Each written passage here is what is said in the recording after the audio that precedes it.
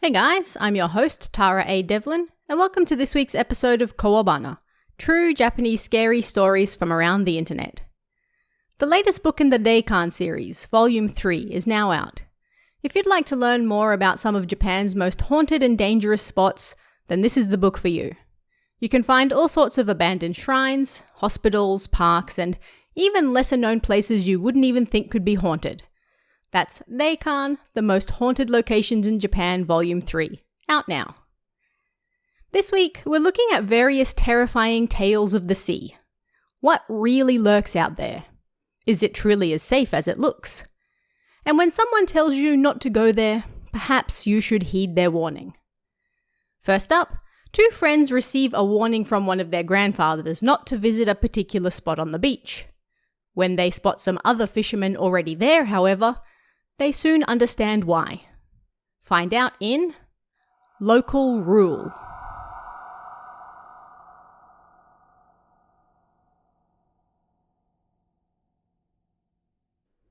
Maybe because we lived close to the sea, I often heard a lot of superstitious stories from the local fishermen.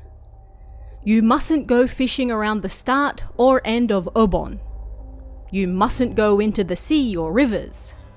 Stuff like that. But this story seems to be common only where we live. This is yet another story, not about Obon, but rather a local rule and the first real terrifying experience I ever had. I loved fishing, and my friend N asked if I wanted to go out on the water with him. His grandfather was a retired fisherman with a boat, and he said to us, "From today until the day after tomorrow, you shouldn't go near Minenoshu. I can't help you if you do." He spoke deliberately and not too forcefully, but the look in his eyes was still stern. Minenoshu was what the locals called a nearby sandbar, and to someone not in the know, it just looked like a rocky beach. "I know, if we don't catch anything, we'll come back," N said, and then the two of us set out. It would take about 15 minutes to reach the fishing spot on our scooters, but because N didn't have a license yet and getting fuel was a hassle, we ended up taking our bikes. When we got there, there was a four-wheel drive already there, and two guys who looked like university students already fishing. They were on the breakwater right in front of Minenoshu, which was about 200 or 300 meters ahead, and they looked bored as they puffed on their cigarettes.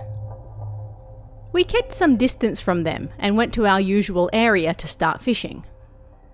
Although we were separated, the pair seemed curious about us, and eventually they came over to chat. One guy who looked pretty jovial with a perm then said in a calm voice, "Hey, are you guys catching anything here? We're not getting any bites." The other guy seemed interested in N's setup, staring at the end of his rod and tackle box.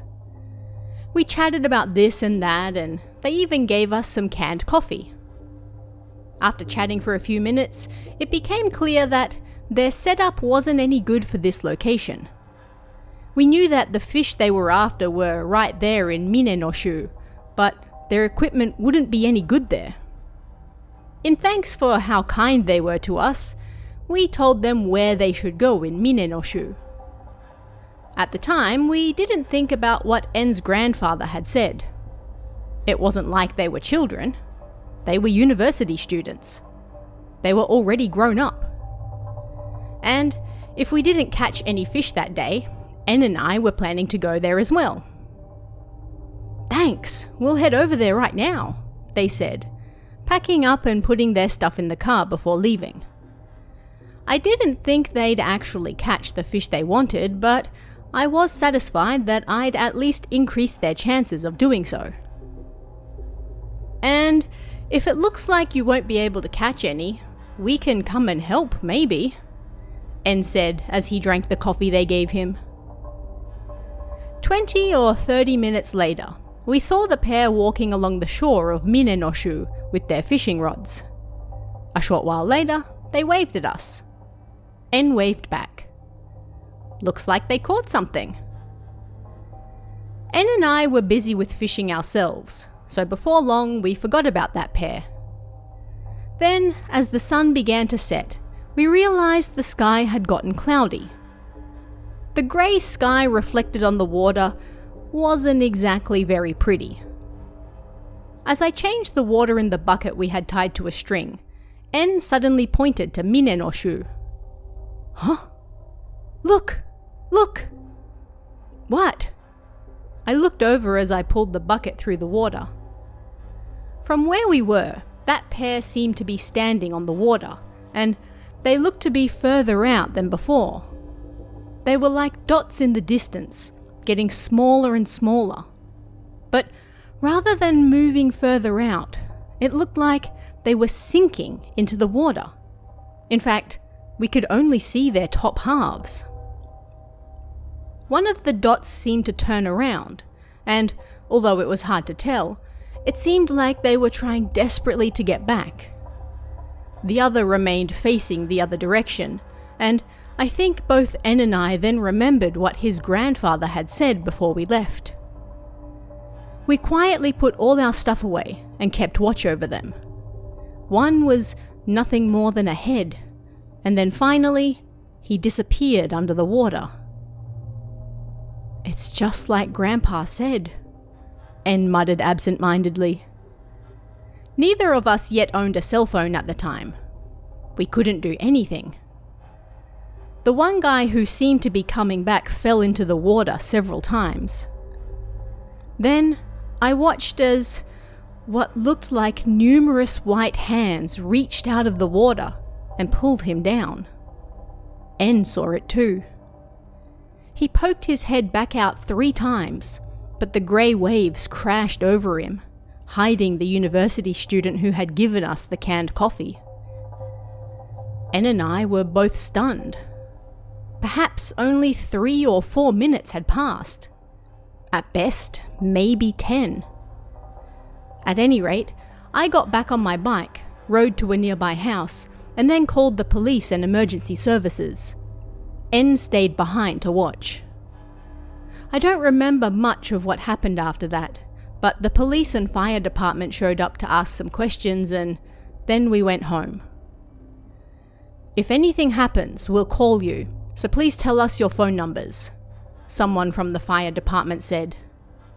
Even now, I can still hear that line in my head. I think it was 2 days later when they found the first body. They never found the other, and what happened only aired on the local news. Looking back on it now, I don't think I was seeing things. I really did see those white hands. When we asked En's grandfather about why we shouldn't go there, he said that he didn't know the reason, but since long ago, nothing good has ever happened going there during this season, so we don't go. That was it. Several years later, En's grandfather told him, "When people see things they normally can't see, it pushes them further and further until they can no longer come back." En tried going back there himself one day out of curiosity, but for some reason, partway there he froze and couldn't move. Maybe it's not justified, but even now, I feel bad for those two visiting that place and, in a way, becoming substitutes for us instead.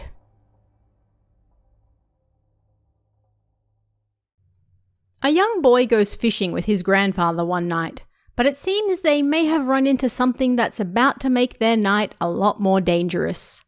A famous creature of old, perhaps. Find out what in Yama Ara.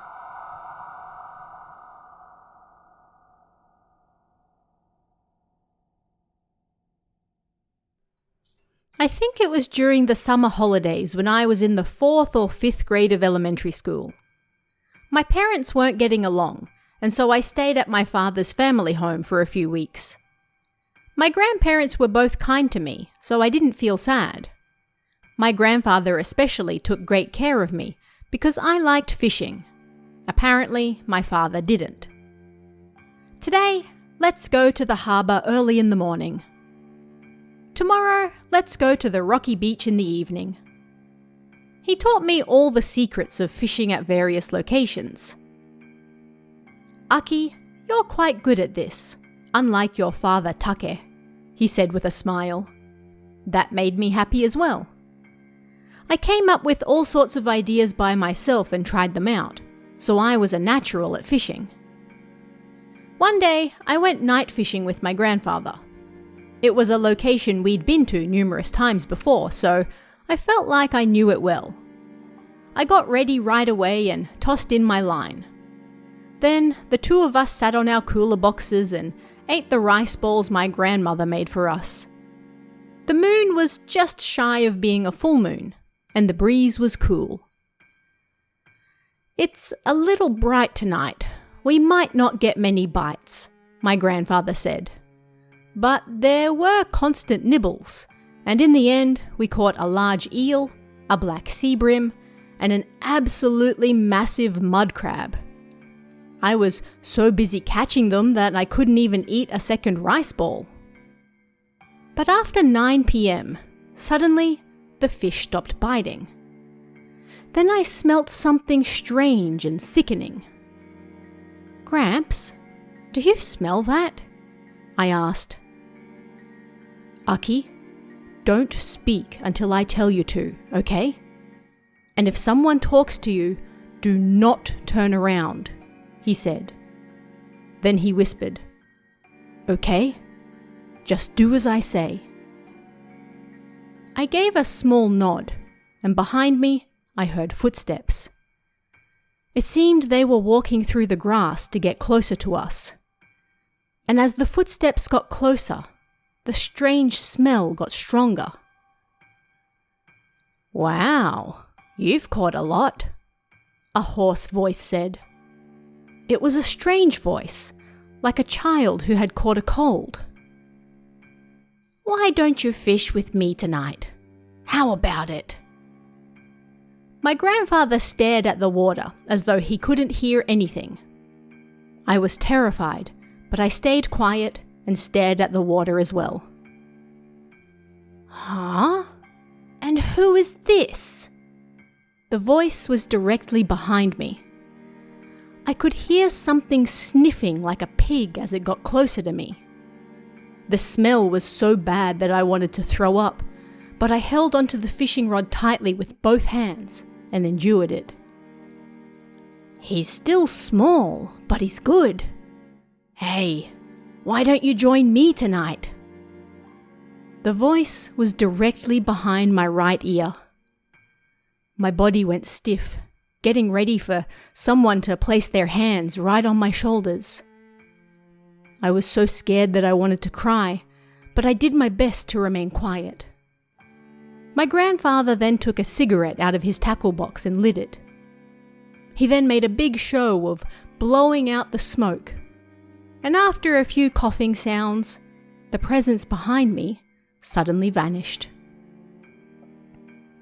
Aki, it's okay now, my grandfather said. Nervously, I turned around, but nothing was there. The smell was gone as well. That was a yamaara, he said. Or maybe it was yamawara. If you see it, it will enchant you. If you go with it, apparently you can catch a lot of fish, but you'll be so enthralled that you can never run away. Night after night, you'll keep fishing until you die.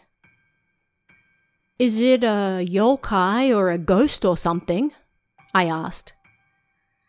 Well, something like that. I'm glad I brought something to ward against it, but I feel bad that I had to smoke. Let's go home now, he said.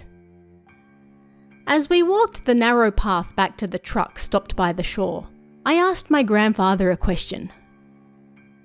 When was the last time you heard that voice? When your father was in junior high. So, 30 years or so ago, he muttered. I had no idea such a thing still existed. You sure were lucky. Oh, no, Were you scared?" "I was. I was terrified," I said. "So, you don't like fishing anymore?" my grandfather asked, sounding worried. Looking back on it now, it's strange, but I didn't think I wanted to stop fishing because I was scared. "No, I don't hate it. That thing doesn't appear often, right?" I said. My grandfather smiled and patted my head. "I see. You're a strong boy, Aki. But the ocean is a terrifying place, regardless of whether you're fishing or not. If you forget that, it will claim your life." As he said that, the moonlight highlighted the serious expression on his face. I still think about him sometimes when I go fishing at night by myself. He passed away from liver cancer 8 years ago now. The teacher in this next story receives a strange warning for him and him alone. Why are the Japanese language teachers of their school forbidden from fishing at this one spot at night? Find out in Warning for the Language Teacher.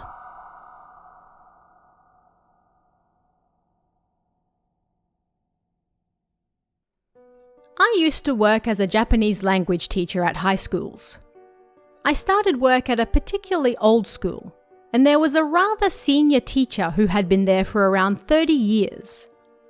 One day, we were drinking some tea together when we got to talking about my hobby of rock fishing.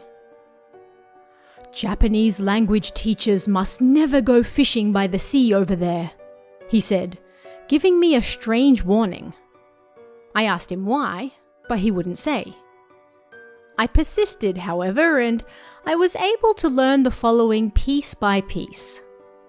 Apparently, a former Japanese language teacher at the school had gone out fishing by himself one night, and then never came back.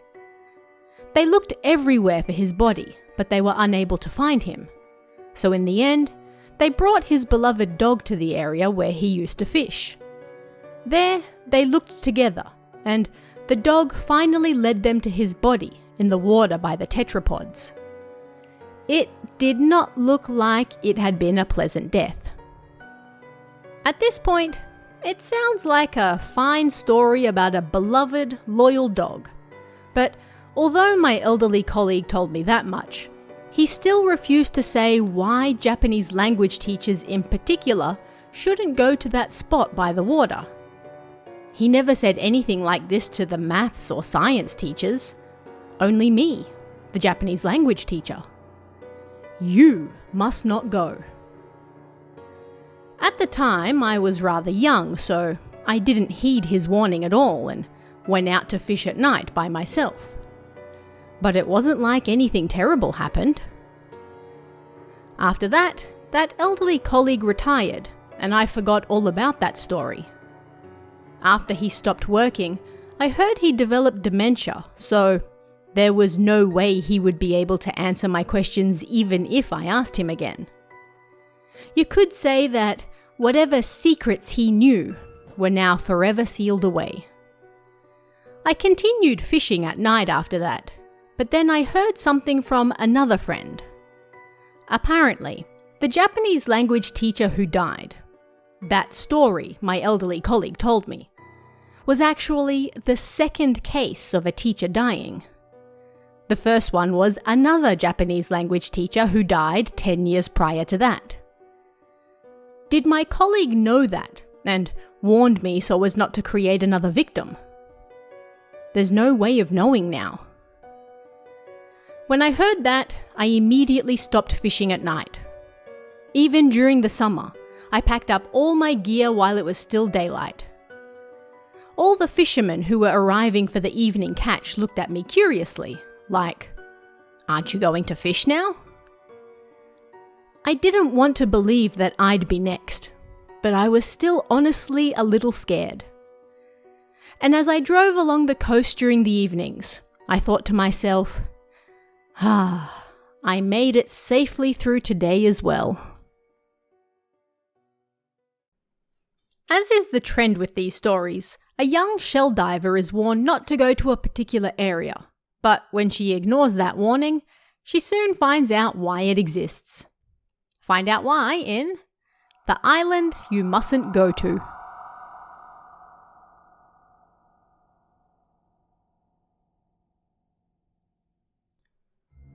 I'm a 23-year-old shell diver. I do this work because I love swimming, and it pays pretty well, but I once experienced something strange. When I first started diving, the person I worked with told me there was a place I must never go. It was a small, isolated island about 300 meters off the coast. None of the other divers would ever go there either. I figured that the tides must have been pretty rough around the island, and most of the divers were elderly women, so that was why they said it was dangerous. Depending on the tides, most of our work was done in the morning.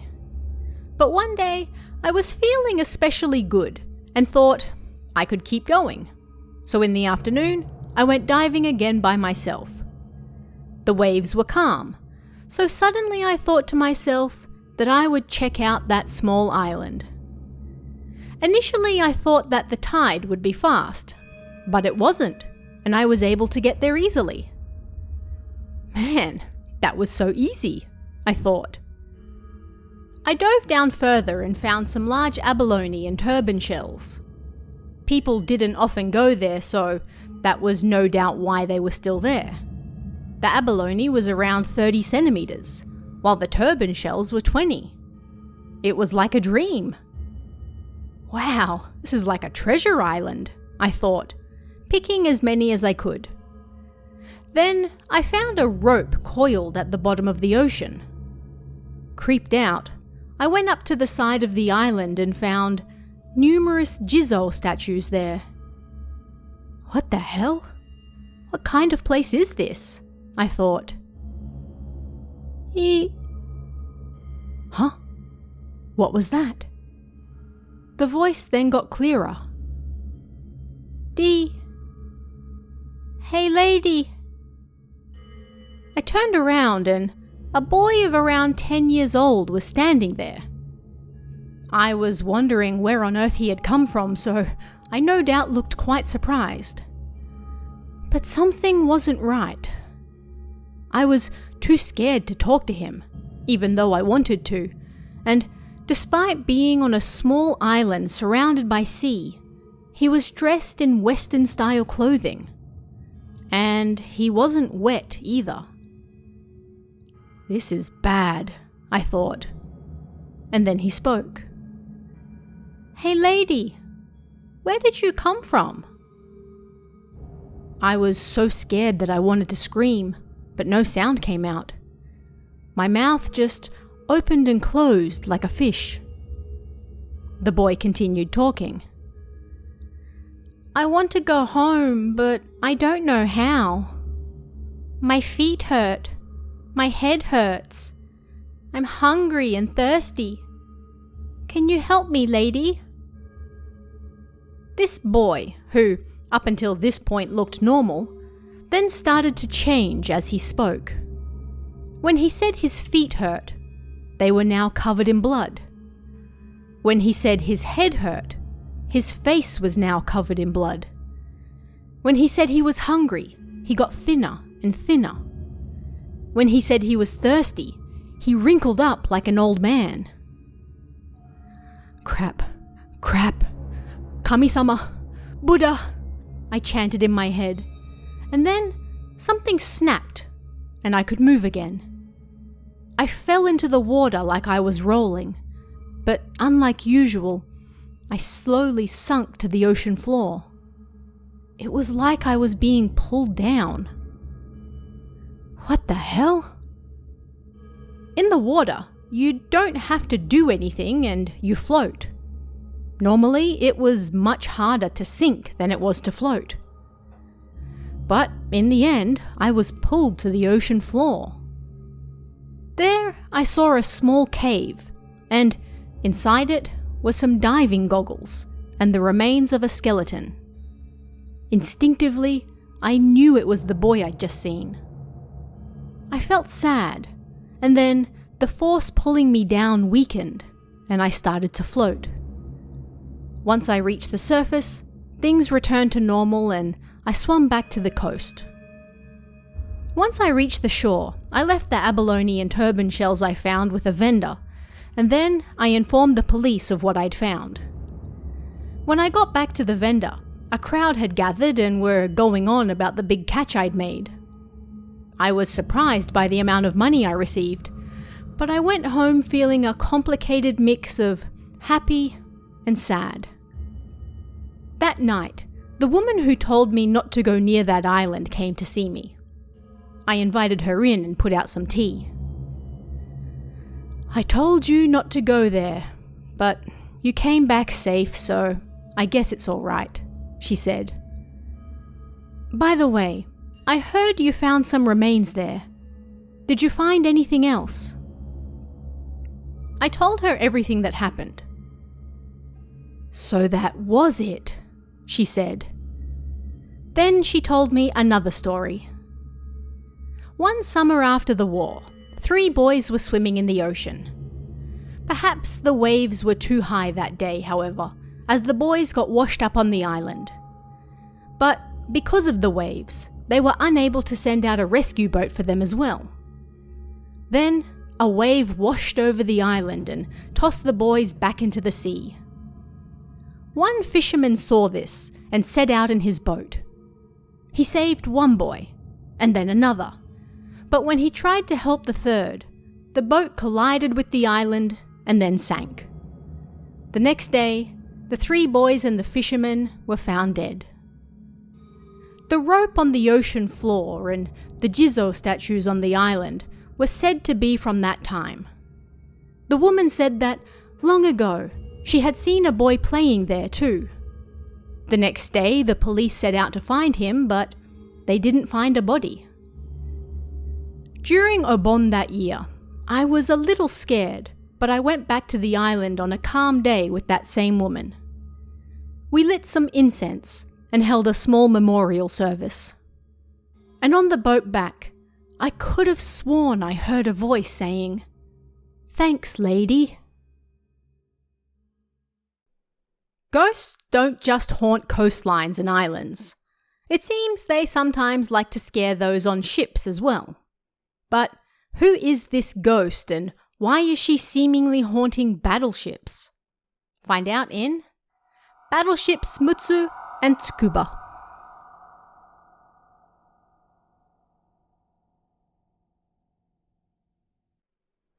The manager of a model shop I used to go to a lot was an elderly man, and when I asked him about it, he said he used to work on a battleship in the old Navy. So that was why he had so many model ships from the Waterline series in his shop window, huh? Anyway, I heard this story from him. One time, the ship he was on was anchored in the Seto Inland Sea. Late one night, he was on night duty and waiting for his rounds when a new guy who had gone out to do his first came running back to him. Confused, he wondered what was wrong, but the new guy just kept screaming, "Squad leader! There's a ghost! A ghost!" When he finally got him to actually spit the words out, apparently he had seen a woman standing by turret 3. Thinking that the man was talking nonsense, he grabbed his rifle and made his way towards turret 3. But he didn't find anything wrong there. He told the new guy he must have been seeing things, and they went to return. But then suddenly, they heard a shrill laugh coming from behind them. When they turned around, there was a woman standing on top of turret 3. She was wearing a white yukata. Her hair was red and disheveled, and her mouth opened wide as she laughed. Considering the angle, that monster must have been around 3 meters tall. He certainly didn't feel like asking the woman who she was, so they screamed and ran away. The next morning, he developed a fever, but the onboard doctor wasn't able to do anything for him, so he was sent to a hospital on the mainland. That same afternoon, there was a suspicious explosion on the ship, and it suddenly sank. At first, the military police suspected me because I left the ship the same day it sank, and that was honestly more terrifying than the ghost, the shop manager said. Then there's the story of the battleship Tsukuba. The day before it mysteriously sank, the ghost of a woman with a terrifying look on her face was spotted on it. This happened so long ago that I don't really remember it well, but there was something written in the diary of a sailor who managed to survive. Apparently, a few weeks before the incident, he saw a fireball floating around on the ship. When another ship saw it, they thought that Tsukuba was on fire, so they quickly contacted them, but then the fireball disappeared. Those on board set out to find the fire right away, but they were unable to find anything, and so it ended in mystery. The day before the accident, several sailors saw a woman, just like on the battleship Mutsu. She had disheveled hair and looked like she was about to attack, so they fled. They reported what they saw to the officer, and nervously he checked the area, but again, they found nothing. In the end, several of the sailors who saw her were beaten to a pulp, and the next day, a mysterious fire broke out in the explosives warehouse.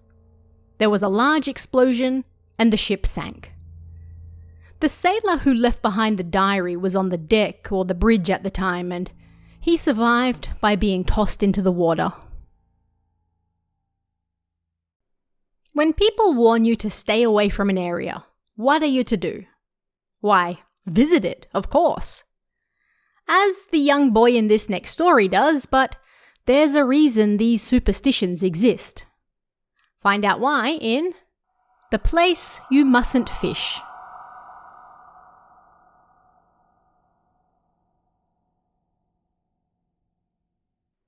I heard this story from an old man I met in a guest house.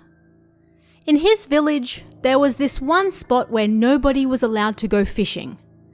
But when he was younger, the old man figured that if nobody ever went there, then it would no doubt be a great spot to catch things. So, one day, he casually went over there in secret. Looking through his hydroscope at the rocky area beneath the water, he found sea urchin and abalone and turban shells everywhere. He was so excited that he wanted to catch them right away, but for some reason, he could feel eyes on him coming from each and every direction. He looked up and around, but of course, he couldn't see anyone else there. It just feels that way because I know I'm doing something bad, he thought. He went to start fishing again, but once again, he felt eyes on him. Again, there was nobody else there. I'm just imagining it, he thought. Again, he looked through his hydroscope, but then he noticed something odd. There wasn't a single fish in the water. Normally, rocky areas would be full of fish, yet he couldn't see a single one. It was extremely weird, and because the water was so calm, it made him feel even more afraid. I should go home, he thought. And when he lifted his hydroscope, in the water, he saw a face with cloudy eyes looking back at him. Ah! The old guy screamed, got back in his boat, and then fled right away. But for the next few days, he kept hearing strange sounds at home and shadows reflected in the mirror and windows. In this next story, we're not heading to a forbidden area for once, but rather about to fish up something forbidden. Would you eat a strange fish you've never seen before? Find out what happens in The Never Before Seen Fish.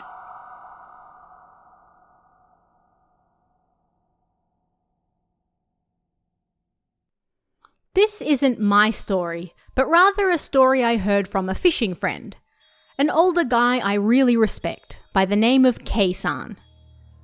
When he was younger, Kei-san ran a company in the fishing business, and one day he suddenly got a call from the captain of a trawler he'd sent out. "One of the crew members, Y, has died, but it was a strange death," he said. Kei-san asked what happened, but all he could get out of them was that Y had died, and they were all terribly confused about it. "You're the captain. I need you to calm down," Kei-san said.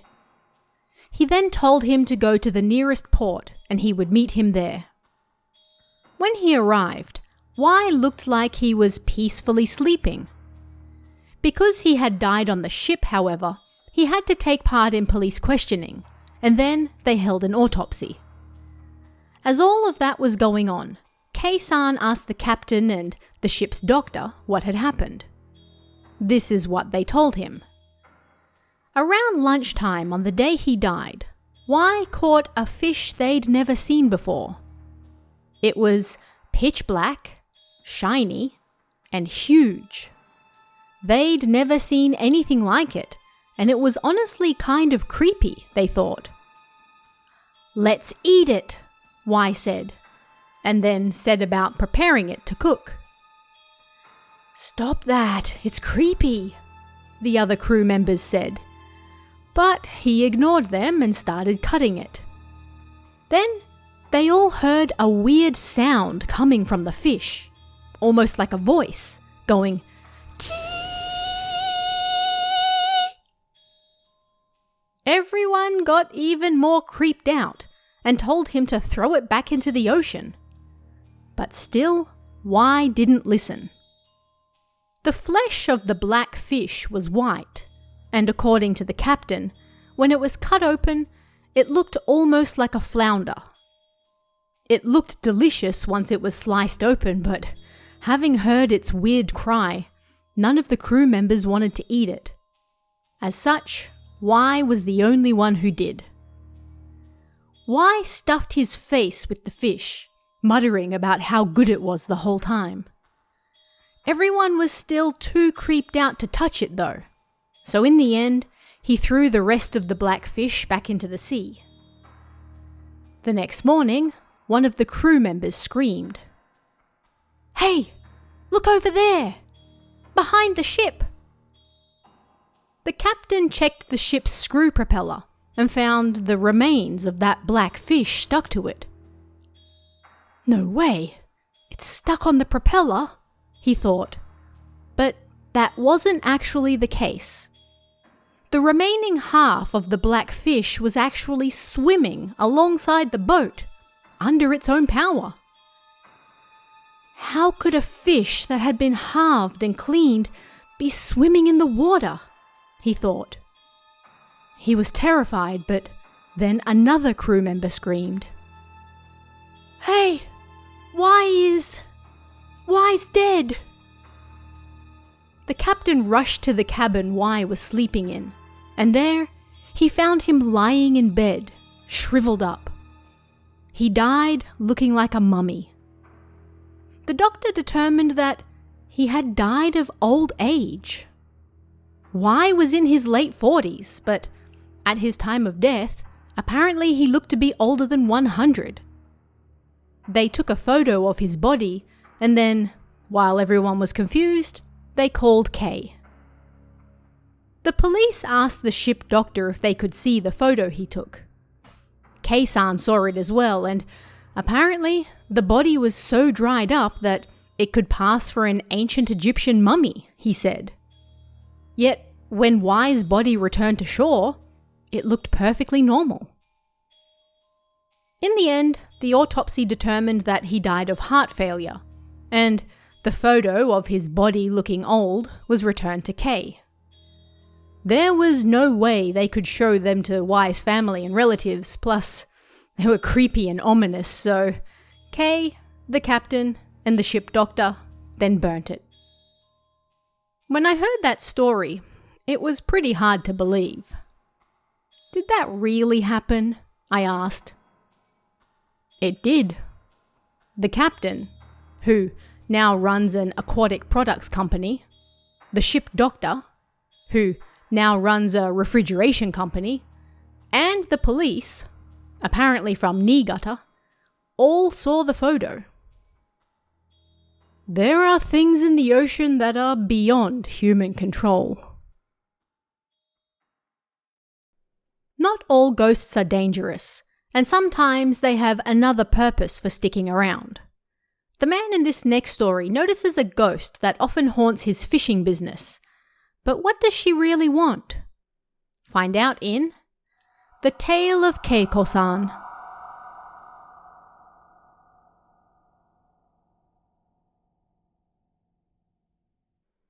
My grandmother runs a restaurant in a harbour city in Shikoku, and we heard this story from the president of a fishery company who used to visit her restaurant regularly. According to the company president, there had long been a female ghost haunting their office. She wasn't like Sadako or anything creepy like that though. She would just stand on the one spot with a sad look on her face as she stared somewhere in the distance. And she did this during the day. Naturally, being a ghost, only those with a sixth sense could actually see her. At first they were surprised, but she didn't seem to be harmful or after anyone. She just stood there. So after a while, they stopped paying attention to her. The company president was one of the people who could see her, but because she looked so normal, he took to calling her Keiko-san. She showed up so often that it wasn't unusual to hear people going, "Ah, Keiko-san's here again today." It was like a normal, everyday occurrence. The company office was next to a harbour, so when they had to go out on the water, they could get onto the boat directly next to the office. In time, Keiko-san started to appear in different places as well, like the edge of the concrete behind the building as she stared at the water. And sometimes, they even saw her standing on the deck as the boat was getting ready to leave. Even that started to become a regular occurrence, and when the company president and several employees set off on the boat, there she would be, standing on the edge of the deck. By this point, the company president was used to seeing her, so he said, "Oh, Keiko-san, you're back again today." But her expression never changed, and she just stared at the water. Most of the other employees on board could see her, but they were so used to her that they didn't even pay her any attention and simply continued working. They continued working, and when it was time to return to the office, the company president suddenly looked in Keiko-san's direction. She was still standing there, staring at the water like always. But then suddenly, she tilted her head and looked up at something. Everyone who was there, including the company president, turned to look in the same direction. To their surprise, a large tanker was right in front of them, about to collide with their boat. Everyone was shocked and started running around. How had nobody seen it? Some clung to the edge of the boat, others fell over, and the company president, being the president, ran to the wheelhouse in the hopes of avoiding the larger ship, even though he was sure they wouldn't make it in time. "We're going to collide." At that moment, he felt like he saw Keiko-san on the edge of his vision, and when he instinctively looked that way, he realized she was gone. "Huh?" he thought. But then the tanker that had been right there also disappeared. It happened so fast that everyone was stunned, unable to understand what had just happened. But they were able to return safely after that without incident. Keiko-san never appeared in the office or on the boat again after that.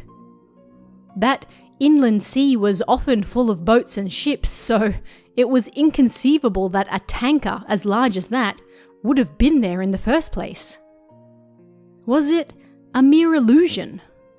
And why did Keiko-san appear in the office and the boat, only to disappear after that? In the end, it remained a mystery, and they never found out why.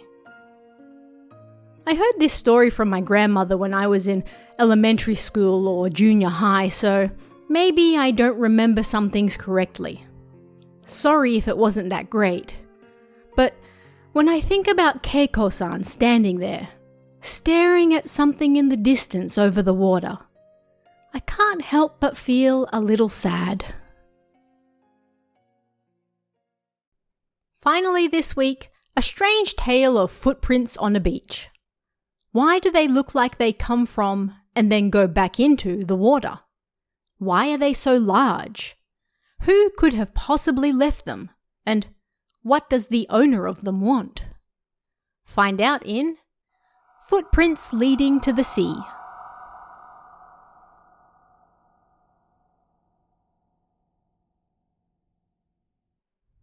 This happened in a fishing village facing the Pacific Ocean in 1972.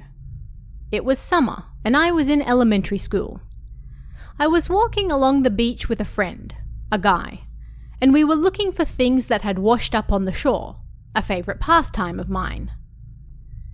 On this particular day, we were walking along the beach during the afternoon, and in the distance, we both saw something strange. It wasn't that strange at the time, though. It was footprints. These footprints continued for a long while up the beach. Most of them had been washed away by the waves or wind, but they continued in a relatively straight line. They seemed to have gradually come up out of the sea. What I found a little weird, though, was that they were about 40 centimeters long. Compared to our footsteps, they were surprisingly bigger. The distance between each step was also huge, and they were so deep we could fit our hand in there. When we followed the footprints, they then disappeared back into the sea. We went back there again the next day, and again the footprints were there. They weren't the same footprints from the day before, but rather they were new, like someone had walked there again. And the day after that, there were new footprints there again too. We wanted to see who it was, so on the fourth day, we decided to hide in a fisherman's hut on the beach to watch. Sadly, that day the wind was really strong, although there wasn't any rain, so the sea was choppy. The waves were high as well, so in the morning I called my friend and called it off. That evening, I got a call from my friend's house. They wanted to know if he was at our place. Apparently he had gone out that morning, but hadn't returned.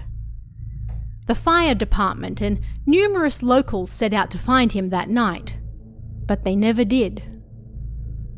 The next morning, I went to the beach and found some footprints.